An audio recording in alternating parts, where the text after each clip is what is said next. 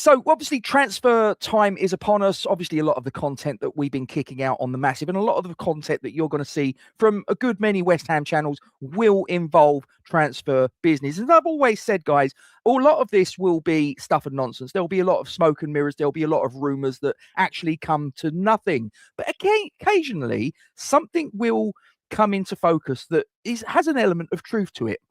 Occasionally someone might pop up with a thought or an idea that you sort of sit there and initially you might sit there and go, no, that's pie in the sky. That's completely aspirational. Never going to happen in a million years. But every now and again, one of these things does start to gain a little bit of traction. Now, the reason I say that is that there was a video a couple of days ago where I put out to the audience that if Crescencio Summerville does indeed go to Manchester United, is there any players in the Manchester United ranks right now that you think that we could leverage in as part of the deal, even if it was on a season-long loan, if not a permanent? Some of you gave some really interesting answers, but there was one particular individual who gave a very detailed breakdown, a shopping list almost, of players that are sitting there at Old Trafford, and in the main, some of them are kicking their heels, not really doing an awful lot. And perhaps, just perhaps, the project of getting West Ham United back into the Premier League might just tempt them. Now, that young man I'm going to bring in now, and he is from what West Ham channel is it, Ryan? That West Ham channel. That West Ham channel. I've got the logo behind me as well, just behind me. Excellent. Yeah. You have, and you also got the Hammers Chat and Hammers Chat. The Hammers Chat. Ones. Yeah. Excellent. Yeah. So thanks for coming on, Ryan. Now, no problem. There was a number of players that when we did this video the other day. And I was really interested in your comment that you put, and I really do appreciate it. And thank you also for taking the time to come on. So no problem. I'll let you take the floor. And the first player that you mentioned was Mason Mount. Now, again, people might watch this and they might say a lot of this is pie in the sky, a lot of this is aspirational nonsense, and that's fine. But we're going to have a little step into your mind and into your thinking. So tell me, what's your thoughts on what would Mason Mount bring in a parallel universe where we move Crescencio Summerville to Old Trafford, and as part of the deal, we managed to leverage in some way, shape or form, at least for this season, getting Mason Mount in through the door. What do you think he brings to the party? I think it'd be a brilliant addition, to be honest. I know he hasn't been pulling up any trees the last few seasons or anything, and obviously that Man United move hasn't necessarily worked out in the way he would have hoped. But at Chelsea, I mean, you could see the promise with him, how good he was at Chelsea at times. I think under Tuchel, he was quite good as well, and especially Frank Lampard as well. I think he was quite good under. But I mean, we've got a history of reviving players' careers, haven't we? I mean, we've obviously done it most recently with Disasi, Lingard at the time as well. So, I mean, I think it'd just be a good addition to our midfield, somewhere where he'd come in, he'd be absolutely adored by the fans, and someone we'd all get behind him and everything. And I think if he started doing really well, then I think it'd be good. And the project of helping us get back up, that might appeal to him. Obviously, I know at the time, I'm assuming he still is as well. I'm assuming he still is, but I know he was good friends with Rice at the time, so maybe Rice would even convince him to join potentially.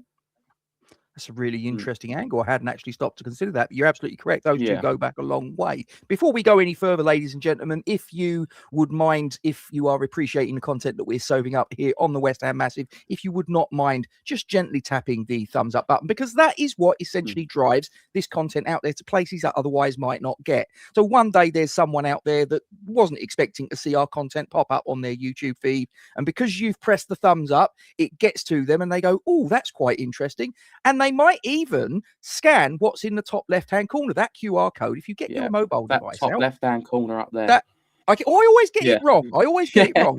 It's over there. So if you scan your mobile device, it will take you to our YouTube subscription page. Now, don't be worried. Subscribing doesn't cost you a copper coin. We don't get any data-sensitive information. It only helps to grow the channel into something bigger and better than what it is as you find it. Why not even consider sharing this into your social media platforms? But most important of all, we want to see your comments in the section below. So get stuck in as we go along. Yeah, and then you can tell me if I'm talking a load of nonsense as well. Very probably. I mean, I often get told that as well. I mean, but every now and again, there might be a player here. And I'll be honest, and I'll tell you at the end, but there is one player that I would be quite interested in getting through the door.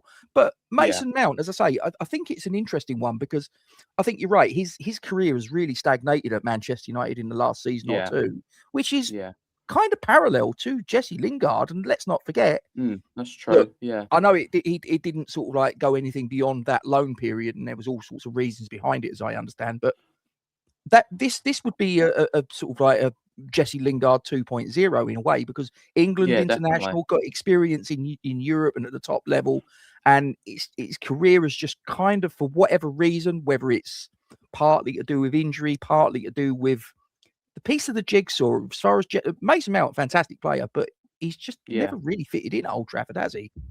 No, he hasn't really. I mean, it just didn't hasn't worked out for him, has it really? To be honest. Yeah. And he's still only 27, to be fair to him. He's still only 27. So he's still got age on his side. Yeah, this is his prime years. So, I mean, who do you think, though? So, who do you envisage? Let's just suppose, for the sake of the conversation, let's just suppose that this parallel universe scenario comes to pass. Who does he replace from the first team that you suspect we're going to start prior to Mason Mount signing for West Ham? Who do you think he replaces? Who does he displace from the first starting 11? Well, maybe with Souček's injury at the moment, he'd go into the team in place of Souček, I would imagine, and then maybe you'd have, like, with the team I'm imagining anyway, I'd imagine you'd maybe have Potts and Kante around him potentially. That's what I'm thinking. What do you think, though?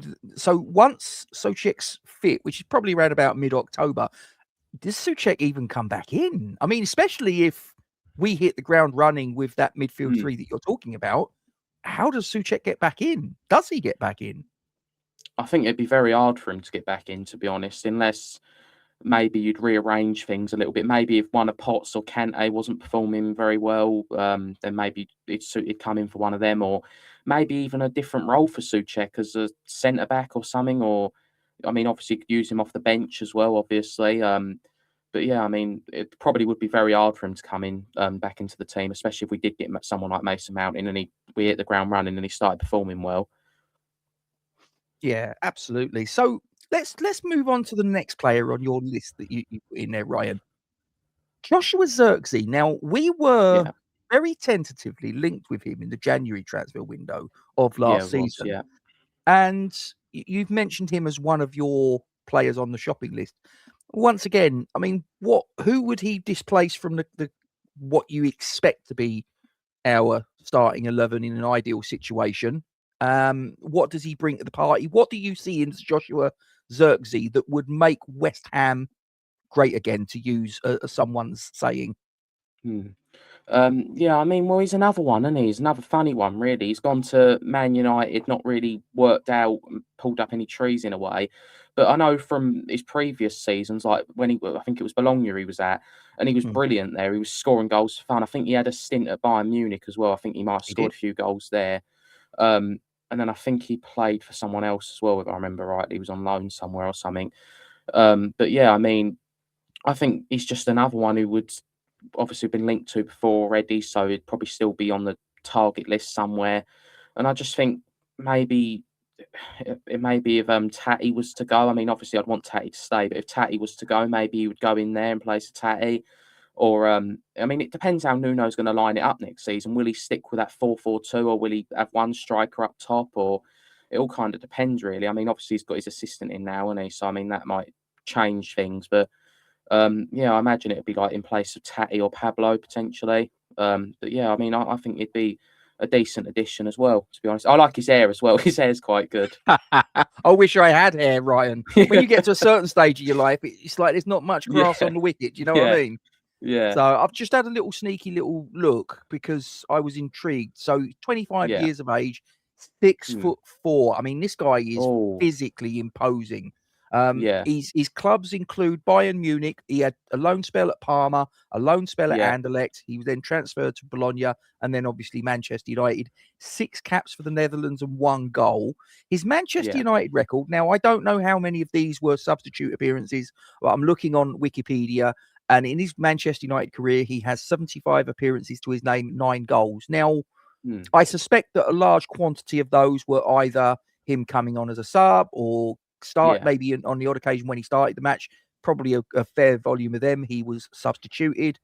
So he's kind of done something in the Premier League. He's not been an abject failure, but he certainly I don't think he's hit the heights that someone that had the sort of like the profile and the expectation attached to him when he went there. He's not lived up to that. And maybe, just maybe, again, even if it was a season-long loan with some sort of option or obligation to buy, which could be appealing to him, maybe he could look and go, that's an interesting London. Let's not kid That's ourselves true. around as Yeah, well. that's the big pull London as is a well. draw. Yeah, definitely. Yeah.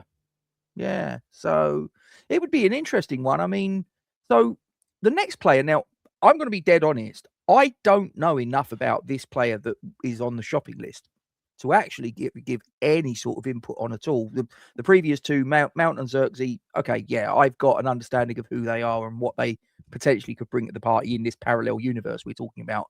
This player, although I've heard of him, I've really got no idea what he brings to the party potentially. Talk to me about Toby Collyer. Well, I think Gio's mentioned him before actually, but I just think as one of the options. I mean, he's a young midfielder. I think he had a loan spell at Hull. I think if I remember rightly, I think he done all right Okay. there. But I think he's a defensive midfielder, if I'm not mistaken. But I think he'd just be a solid addition, to be honest, for our midfield. I mean, I don't know what his chances would be like over Potts and Kante, because I don't know loads about him myself either. But I've seen him come off the bench and stuff for Man United before as well, and I think he's had a few decent cameos here and there. And I think probably on a loan, or maybe he might not even be that expensive to buy him potentially. But I just think he'd be a decent option. And I mean, I'll just look up his age quickly, but he's only 22 as well. 22, yeah. He's from Yeah. Worthing. Yeah, he is. Oh, yeah. That's not too far, Yeah. actually, is it? Yeah, I've got a cousin that lives in Worthing. Oh, yeah. Yeah. So, yeah, I mean, look, this is another little selling point. And like I say, I've literally just looked this up, and this is something that I look and go, Now, okay, not huge amounts of championship experience, but he's played 17 matches, 12 on loan at West Brom, 5 on loan at Hull City, both in the championship last season.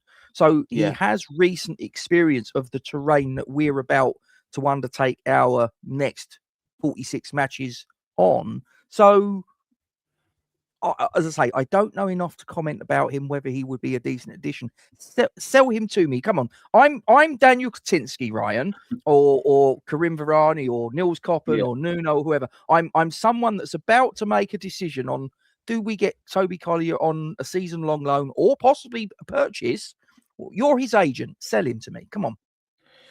Well, I think, as I've said before, with Souček's injury, I think that's a big tick that he could come in and potentially have a space already in the team. Obviously, as you've said, he's got the championship experience as well, and he's only young, so he's just going to keep growing and growing. Obviously, if he had Potts and Kante around him, he's got them to learn from as well, and they can all help each other out. Earthy even potentially could include in there. And obviously, he's done a few little cameos here in the Premier League and for Man United as well. And I think you could probably get him on a loan, maybe with the option to buy if we get promoted, and if he done well, maybe even a bonus in there or something. But I just think he'd be a really solid addition as well. I mean, obviously with his championship experience and everything, I think it'd be ideal, I think. Okay, so I may reach into my back pocket and get out a contract for you, Mr. Agent of Toby Collyer, but let's carry on this journey. I mean, I will mention the next player, and I will caveat it. You did put that this player, you couldn't honestly see this one happening. But you know what? I'm going to fire it out, because he didn't have things all his own way at Old Trafford for a little while, and I suspect that you're probably right, and I'm going to say this name, and most people will go, we've got no chance of getting him. What you want about? And I get that, guys. I get that. Yeah. This is just a little bit of a Definitely. step into the world of make-believe. We're not saying that this is even on the cards. Yeah. Kobbie Mainoo. Yeah. Well, obviously, he's someone we've been linked to before, actually, isn't he? I mean, so I think in January, I think we was on loan. We could have got him on loan, I think. So I mean, obviously, since then, a lot's changed, and he's been getting back into the team recently again. And it probably would never happen. But I mean, wouldn't it be great if it did? I mean, he's a fantastic player, really brilliant player he is, and obviously I know a lot of people are going to know him anyway and know what he's about. But and again, as a midfielder and everything, with Souček out injured, I think it'd be perfect for the Championship. He's Premier League level, isn't he? So if you could manage to convince him, I mean, it probably would never happen, but like if you could convince him, I think that'd be fantastic. Maybe even on a loan deal, if you guaranteed him a lot more game time than what Man United were going to offer him, then I think I wouldn't say it's impossible, but very unlikely. Yeah, I think that probably the chances of us signing him once Carrick went in. I mean, Michael Yeah, Carrick obviously recognises a midfield talent because he was a midfield talent yeah, in many years yeah, ago. So obviously, had the Amorim still been at Old Trafford, it might have been a different story because his career was stagnating. His career was going it was, nowhere. yeah, yeah, So the change of manager came at the right time for him, probably the wrong time for us, if we're being honest, because as mm, you rightly said, we were tentatively mentioned as a permanent temporary home for him at one yeah, point in time. I think that ship has set sail, to be fair, yeah, Ryan. But yeah, the next player, and this is the player that I mentioned, and yeah, you've obviously agreed, because I think that Harry Maguire would, and I know people take the piss out of him and slab head and this, that, and the other, and are quite disparaging. And look, I join in with it from time to time yeah, when he's on the opposition, but make no mistake about it, he's a very, very, very capable centre back and pops up with set piece goals. He's a captain, he's a leader, which yeah. you could argue is something we probably could have done with last season, a few more of them. We didn't have enough of them by half. But Harry Maguire, I mean, do you think that this is probably even feasible? Do you think that there's any way that we could convince a Harry Maguire, who is probably past his prime, but I think he probably would feel he's still a Premier League level operator? How would you Yeah. go about if you was trying to sell West Ham United to Harry Maguire? How do you think you'd go about it? Well, obviously London, that's a big tick. You could Yeah, say that to him. And I just think the fans as well, that's another one that you could do. Playing week in, week out. Um, obviously, I know he's been branded as a bit of a meme player, and everything, but I just think he would be a fantastic addition if we was to be able to get him. But um, obviously might not happen, but like I mean, if it would be fantastic if that did happen. I mean, obviously we've been linked to him before. I think we was close to signing him at one point, weren't we, under Moyes, mm, for 30 million, I think it was. But obviously he didn't get in the England squad either, so maybe he'd want to freshen something up, move somewhere, have a point to prove and everything to try and get us back up, and then see if he can work his way into the England squad. Because I personally think he should have been in the England squad anyway. I Even though agree. I don't necessarily like him as much, but I think I just think he's a good player. I really do. I think he's a good player, and um, he's tall as well as so he can head the ball. I just think he'd be a great addition. I really do. And obviously, as you said, leadership. Maybe if you could even get him, then you could convince someone like Disasi to come back as well, potentially. Yeah, yeah. I put out. I don't know if you've had a chance to see it yet. I put out a video this morning where I make the Yeah, point about, because apparently now Chelsea are in for Summerville. I mean, it's no great surprise yeah, to me, but I've sort of asked the question again, similar to what we're sort of discussing here. Well, hold on. If there's a club that's interested in our prized asset, and we're looking to move him on, rather than taking the full chunk of change, are there any players there that we yeah. might be interested in? And Disasi, as far as Chelsea Mm, was concerned, Disasi was the one that sort of like leapt off the page at me, and I thought, yeah, could we? definitely. Could we? But There's I mean, also these are some another interesting player. There is names. another Go player. on. Yep. Yeah, sorry to interrupt. There's another player as well from Chelsea that we could potentially go for, and someone we've been linked to before, right? And I don't know if you could even somehow do a double thing where you get the Sassy back on loan somehow, with an obligation or something if we go up. And then I was also thinking Liam Delap Yes. potentially. That's another Got one. got pedigree in the Championship. It's not really Yeah. worked out for him Mm. at Chelsea, but again, he would be able to stay in London. I don't Yeah. know whether he wants to stay in London. I'm not entirely sure one way or the other whether he might want to sort of get out of London after what's Yeah. happened to him at Chelsea, Yeah. but maybe it's not the selling point I'd like it to be. But that would be an interesting one. I mean, like I say, I think for me, I think Disasi would be the one that if I could get a deal. Look, if Summerville wants to go to Man United, this is where I think it's difficult. Is that if Summerville has set his stall out that he wants to go to Manchester United, it becomes very difficult to try and convince him otherwise. Yeah, it But does. Yeah, there are players at Old Trafford. I mean, we've mentioned some, and if there's any players that you guys at home are thinking, you've not mentioned this guy at Old Trafford, or you've not mentioned this player, or there's someone that you're shouting at your telly, your computer monitor, your phone, and you're saying, "What about this player?" Well, guys, you've got a comment let us section know. below. Let us know.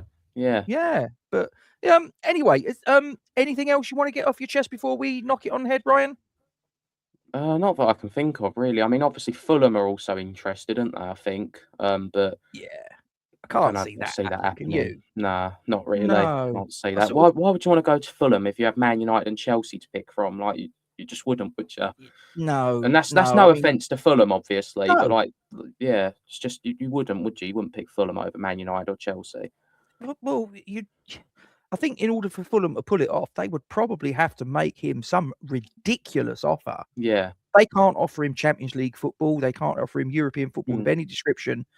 Fulham are a good club in and of themselves, Yeah. but they're not Manchester United. And let's face it, Manchester United are not the Manchester United that they were 15, 20 years ago under Fergie. But they're still a worldwide draw. There are still players that would crawl over broken glass to play for them. I suspect that Summerville is one of those. I'm not quite sure he'd crawl over broken glass, with all due respect, No. to play for Fulham. Mm. But there you go. Yeah. Right. Okay. Well, ladies and gentlemen, like I say, you've heard it from us. Like I say, this was a little step into a parallel universe. Maybe, just maybe, look, if in the next couple of weeks, all of a sudden there's a photograph on the official club website of Mason Mount or Joshua Zirkzee holding up the West Ham shirt, and it's been some sort of exchange deal that's been made up in the deal to take Crysencio Summerville to Old Trafford, then what I will say is you heard it here first. World exclusive. Definitely. Yeah. The But West Ham Ryan, massive world exclusive. absolutely. And they were ably assisted by what West Ham channel? That West Ham channel. That West Ham channel. So if you have not already subscribed to that West Ham channel, then please make sure you right that wrong and pop over there. There's all sorts of good stuff going on there. And this young man does appear on there from time to time, hence me giving it a bit of a plug. So Ryan, I'm going to knock it on the head there. Guys, get your comments in the section below. And please don't forget, if you've appreciated this content, to drop a thumbs up on it, because that's what pushes the content out there to places it might not otherwise get. Consider sharing this on your social media platforms. And I always get it wrong. In the top left-hand corner is a QR device. That if you get your mobile device out, give that a scan, it will take you to our YouTube subscription page. Subscribing to the channel is completely free of charge. We don't get any of your data sensitive information. It literally takes a couple of seconds of your time, and it only helps to grow the channel into something bigger and better than what it is as you find it. What's not to like, ladies and gentlemen? Anyway, we're going to disappear. Take care. Come on, you irons.